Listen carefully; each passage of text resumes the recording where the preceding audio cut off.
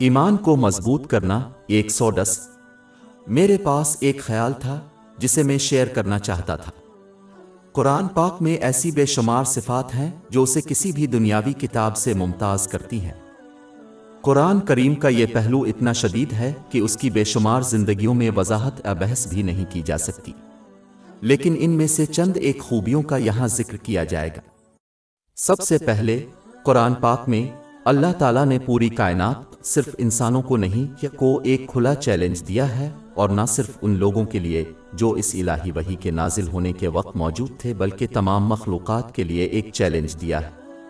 وقت کے اختتام چیلنج یہ ہے کہ اگر لوگ یہ مانتے ہیں کہ قرآن پاک اللہ تعالیٰ کی طرف سے نازل کردہ وحی نہیں ہے، تو انہیں چاہیے کہ وہ ایک ایسا باب تیار کریں جو قرآن پاک کے کسی باب کا مقابلہ کر سکے۔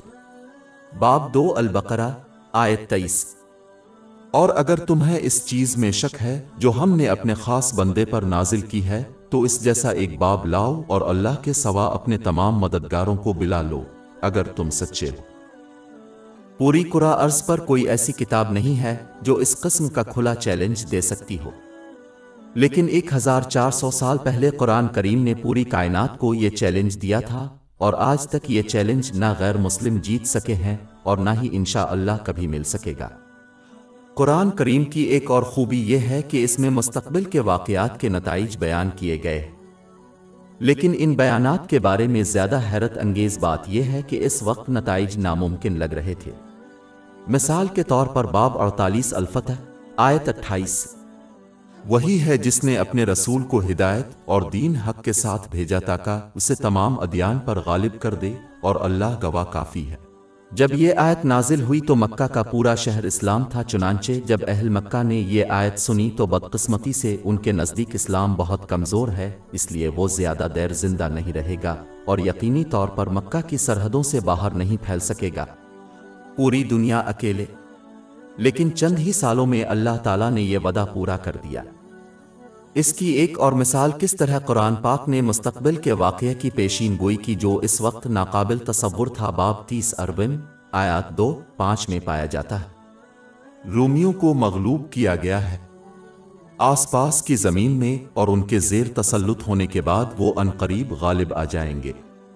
چند سالوں میں حکم صرف اللہ کا ہے، پہلے اور بعد میں، اور اس دن مومن خوش ہوں گے۔ اللہ کی مدد سے وہ جس کی چاہتا ہے مدد کرتا ہے، اور وہ غالب اور رحم کرنے والا ہے۔ قرآن پاک کی یہ آیات ایسے وقت میں نازل ہوئیں جب رومی عیسائی سے فارسیوں آگ پرستوں کے ساتھ جنگ میں تھے۔ اس جنگ کی تصدیق کئی مستند تاریخی کتابوں سے ہوئی ہے۔ اس وقت فارسی جنگ جیتنے کے راستے پر تھے۔ ایک موقع پر روم خود فارسیوں سے گھرا ہوا تھا، لیکن اللہ تعالیٰ نے فرمایا کہ رومی بالآخر فتح یاب ہو کر حکومت کریں گے۔ مکہ کے غیر مسلم جو خود بت پرست تھے، انہوں نے فارسیوں کی حمایت کی اور اکثریت سے اتفاق کیا کہ رومیوں کا جیتنا ناممکن ہے، لیکن اللہ تعالیٰ نے ہمیشہ کی طرح ان آیات کو درست ثابت کیا اور رومیوں کو فتح کی اجازت دی۔ ایک آخری مثال جو دنیا کے سائنسدانوں کو دلکش ہے، باب 21 الانبیاء آیت 33 میں نظر آتی ہے، اور وہی ہے جس نے رات اور دن اور سورج اور چاند کو پیدا کیا، ہر ایک دائرے میں تیر رہا ہے۔ صدیوں سے سائنسدان نظریات پر لڑتے رہے ہیں کہ نظام شمسی کو کس طرح ترتیب دیا گیا ہے، جیسے کہ چاہے سورج ساکن رہے اور زمین گرد گھومے یا اس کے برعکس۔ صرف نسبتاً حال ہی میں تمام مختلف عقائد اور پس منظر سے تعلق رکھنے والے سائنسدانوں نے یہ ثابت کیا ہے کہ ہر اعتراض، سورج، چاند اور زمین سب اپنے اپنے محور پر گھومتے ہیں اور ایک مقررہ مدار میں ایک دوسرے کے گرد گھومتے ہیں، لیکن اللہ تعالیٰ نے 1400 سال پہلے اس کا اعلان کر دیا تھا۔ قرآن پاک کی سائنس سے متعلق تمام آیات کو آج سائنسدان آہستہ آہستہ ثابت کر رہے ہیں۔ یہ ایک بہت بڑا ثبوت ہے جو اس بات کو ثابت کرتا ہے کہ قرآن پاک ایک اور واحد سچے خدا اللہ برگزیدہ کے الفاظ ہیں، جس نے اس کائنات کو اور اس میں موجود ہر چیز کو پیدا کیا ہے، کیونکہ صرف ایک خالق ہی اپنی تخلیقات کی صحیح معنوں میں وضاحت کر سکتا ہے۔ اگرچہ قرآن کریم کے بہت سے احکام لوگوں کو سمجھ نہیں آتے، اس کا مطلب یہ نہیں کہ وہ غلط ہے۔ قرآن کریم کی بعض آیات جن کی حکمت انسان پر مخفی تھی وہ اس وقت ظاہر ہوئیں، جب معاشرہ ترقی کی ایک خاص منزل پر پہنچ گیا۔ چونکہ پورا قرآن حکیم اور ہدایت کی کتاب ہے، اس کو قبول کرنا چاہیے خواہ کوئی اس کے احکام کو سمجھے یا نہ سمجھے۔ یہ صورتحال بالکل ایسے بچے جیسی ہے جو نزلہ زکام میں مبتلا ہو اور آئس کریم کا خواہش مند ہو، لیکن والدین اسے نہیں دیتے۔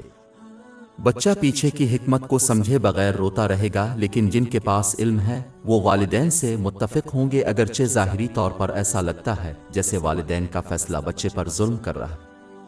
جب قرآن پاک کا مطالعہ کیا جائے گا تو یہ محسوس ہوگا کہ اس میں واضح اور لطیف دونوں معانی کے ذریعے برتری کے مختلف درجات موجود ہیں جن پر یہ بحث کرتا ہے۔ باب 11 ہود آیت 1۔ یہ ایک کتاب ہے جس کی آیات کو مکمل کیا گیا ہے اور پھر اس کی طرف سے تفصیل کے ساتھ پیش کیا گیا ہے جو حکمت اور باخبر ہے۔ اس میں تاثرات بے مثال ہیں اور اس کے معنی سیدھے سادے انداز میں بیان کیے گئے ہیں۔ اس کی آیات انتہائی فصیح ہیں اور کوئی دوسرا متن اس سے آگے نہیں بڑھ سکتا۔ قرآن کریم نے پچھلی امتوں کے قصے بھی تفصیل سے بیان کیے ہیں، حالانکہ حضور نبی اکرم صلی اللہ علیہ وآلہ وسلم تاریخ میں تعلیم یافتہ نہیں تھے۔ اس نے ہر قسم کی بھلائی کا حکم دیا اور ہر قسم کی برائی سے منع کیا، وہ جو ایک فرد کو متاثر کرتی ہیں اور جو پورے معاشرے کو متاثر کرتی ہیں، تاکہ گھروں اور معاشرے میں امن و سلامتی پھیل جائے۔ قرآن مجید نظموں اور کہانیوں کے برعکس مبالغہ آرائی، جھوٹ اجھوٹ سے پاک ہے۔ قرآن کریم کی تمام آیات خواہ چھوٹی ہوں یا لمبی، فائدہ مند ہے۔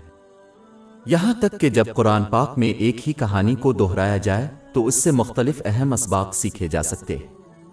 دوسری تمام کتابوں کے برعکس قرآن پاک بار بار پڑھنے سے بور نہیں ہوتا اور حق کا متلاشی اس کے مطالعہ سے کبھی تنگ نہیں ہوتا۔ قرآن پاک نہ صرف تنبیہات اور وعدے فراہم کرتا ہے بلکہ ان کی تائید غیر متزلزل اور واضح دلائل سے کرتا ہے۔ جب قرآن پاک کسی بھی چیز پر بحث کرتا ہے جو تجریدی معلوم ہو، جیسے صبر کو اپنانا، تو یہ ہمیشہ اس پر عمل کرنے کا ایک آسان اور عملی طریقہ فراہم کرتا ہے۔ یہ ایک سادہ لیکن گہرے طریقے سے اپنی تخلیق کے مقصد کو پورا کرنے اور ابدی آخرت کے لیے تیاری کرنے کی ترغیب دیتا ہے۔ یہ دونوں جہانوں میں حقیقی کامیابی کے خواہشمند کے لیے سیدھا راستہ واضح اور دلکش بناتا ہے۔ اس کے اندر موجود علم لازوال ہے اور اس کا اطلاق ہر معاشرے اور دور میں کیا جا سکتا ہے۔ یہ ہر جذباتی، معاشی اور جسمانی مشکل کے لیے شفا ہے جب اسے صحیح طریقے سے سمجھا جائے اور اس کا اطلاق کیا جائے۔ یہ ہر ایک فرد پورے معاشرے کو درپیش ہر مسئلے کا علاج ہے۔ صرف تاریخ کے اوراق پلٹنے کی ضرورت ہے تاکہ ان معاشروں کا مشاہدہ کیا جا سکے جنہوں نے قرآن کریم کی تعلیمات کو صحیح طور پر نافذ کیا، تاکہ اس کے تمام محیط فوائد کو سمجھ سکے۔ صدیاں گزر گئیں، ابھی تک قرآن پاک میں ایک حرف کی بھی تدوین نہیں ہوئی، جیسا کہ اللہ تعالیٰ نے اس کی حفاظت کا وعدہ کیا تھا۔ تاریخ کی کوئی اور کتاب اس معیار کی حامل نہیں ہے۔ باب 15 الحجر آیت 9۔ بے شک ہم نے ہی پیغام نازل کیا ہے اور ہم ہی اس کے محافظ ہیں۔ بلا شبہ یہ اللہ تعالیٰ کا سب سے بڑا اور لازوال معجزہ ہے جو اس کے آخری نبی محمد صلی اللہ علیہ وسلم کو عطا ہوا ہے، لیکن اس سے صرف وہی فائدہ اٹھائے گا جو حق کی تلاش کرتا ہے، جبکہ اپنی خواہشات کے متلاشیوں کو صرف سننا اور اس پر عمل کرنا مشکل ہوتا ہے۔ باب 17 الاسرا آیت 82۔ اور ہم قرآن میں سے وہ چیز نازل کرتے ہیں جو مومنوں کے لیے شفا اور رحمت ہے، لیکن یہ ظالموں کے لیے نقصان کے سوا کچھ نہیں بڑھاتا۔